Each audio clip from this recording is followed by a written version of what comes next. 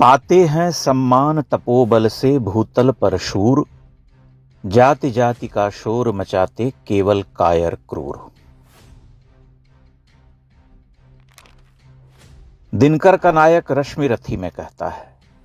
हालांकि उस नायक से दिनकर बड़ी मनगढ़ंत बातें भी कहलवाते हैं जो कि महाभारतकार महर्षि वेदव्यास ने नहीं कही। उदाहरण के लिए रंगभूमि में कर्ण की जाति किसी ने नहीं पूछी थी। कुल अवश्य पूछा था क्योंकि वह प्रतियोगिता ही कुरुवंशियों के लिए थी। लेकिन जाति का कड़वा सच हमारे मानस में कुछ इस तरह से मिला हुआ है जैसे हवा में ऑक्सीजन मिली होती है। चीफ जस्टिस गवई पर जूते फेंकने की घटना के बाद भारतीय समाज में त्वरित प्रतिक्रिया हुई और बहुत सारे लोग सोशल मीडिया पर जूते फेंकने वाले मनुष्य की जाति खोजने लगे। किसी ने अभिमान में खोजा तो किसी ने सवर्ण बनाम दलित के विचार से खोजा, पर खोजा बहुसंख्य लोगों ने। मेरा नाम है डॉक्टर राकेश किशोर। क्या कोई मेरी जात बता सकता? हो सकता है मैं भी दलित हूं। यह जाति की खोज हमारे जीवन का परम सत्य है। आश्चर्य है कि हम आधुनिकता की सड़क पर सरपट दौड़ रहे हैं, तकनीक के अश्वों को हाँक रहे, लेकिन जाति की खोज हमने जारी रखी। कोई यूपीएससी की परीक्षा में प्रथम आया तो उसकी जाति की खोज शुरू हुई। कोई मेडिकल टॉपर बना तो लोगों ने उसकी जाति खोजी। शतरंज के खेल में प्राज्ञानंद और डी गुकेश की जातियां भी खूब खोजी गईं। अटकलबाजियों का आकाश जाति के चमकते सितारों से पट गया। सभी खुश हुए, सब ने अपनी मूंछों पर ताव दी। हर प्रतिस्पर्धा का विजेता, हर टॉपर, हर योद्धा खिलाड़ी अपने बुद्धि, विवेक, तप, त्याग, श्रम और शौर्य के लिए कम इन जातिवादियों के लिए जाति से अधिक याद रखा जाता है।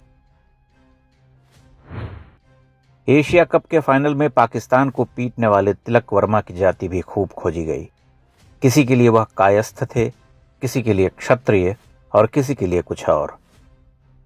तिलक वर्मा एक चैंपियन खिलाड़ी थे, लेकिन उनके चैंपियन होने से कहीं महत्वपूर्ण बात थी उनकी जाति।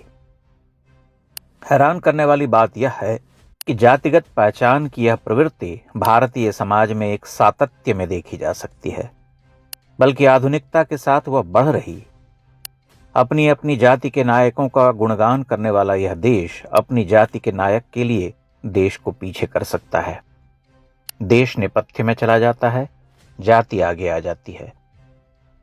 जात्याभिमान बुरी बात नहीं, किंतु उसके लिए ऐसा पागलपन भी ठीक नहीं, क्योंकि तब वह मानसिक रोगी हो जाता है।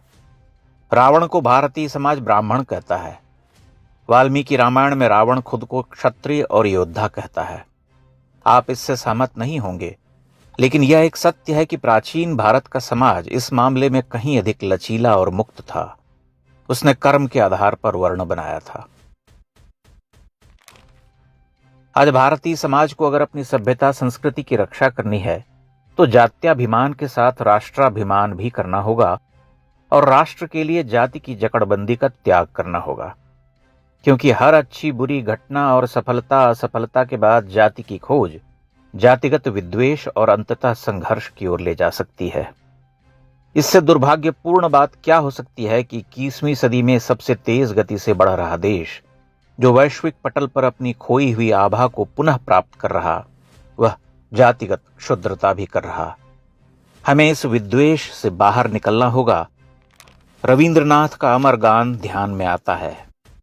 जहां चित्त भय शून्य, जहां सिर उन्नत, ज्ञान मुक्त प्राचीर गृहों के अक्षत, वसुधा का जहान करके खंड विभाजन, दिन रात बनाते छोटे छोटे आंगन, प्रति हृदय उत्स से वाक्य उच्छ्वसित होते हो, जहां जहां के अजस्र कर्म के सोते, अव्याहत दिशा दिशा देश देश बहते, चरितार्थ सहस्रों विध होते रहते, धारा पथ को न विचारों के ग्रस लेती हो, जहां तुच्छ आचारों की मरु रेती, शतधान जहां पुरुषार्थ, जहां पर सतत सब कर्म भाव आनंद तुम्हारे अनुगत, हे पिता उसी स्वर्ग लोक में करो जागृत, निज कर निर्दय ठोकर देकर यह भारत।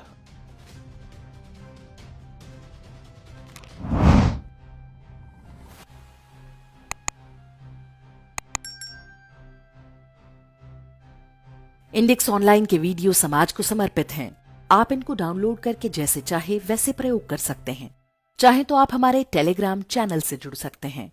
वहां सारे नए पुराने वीडियो आपको मिल जाएंगे। हमारे सोशल मीडिया लिंक हर वीडियो के डिस्क्रिप्शन में होते हैं।